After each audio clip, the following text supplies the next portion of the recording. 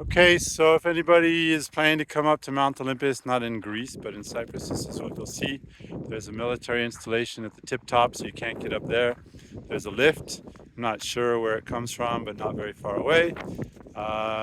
With a little bit of luck, you can see the coastline way over there. You see it right there. And yeah, it's very cloudy today, very windy. Temperature is only about 7 degrees. Google says it feels like 4. It's a very short walk here from the parking lot. The parking lot's just over there, like 10-minute walk. I mean, it's a piece of cake to get here. Beautiful view, as you can see again.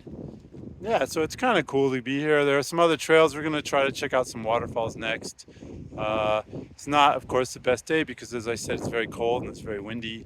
But whatever, you can't win them all, and we're just going to try to have some fun and see some other cool things in nature today.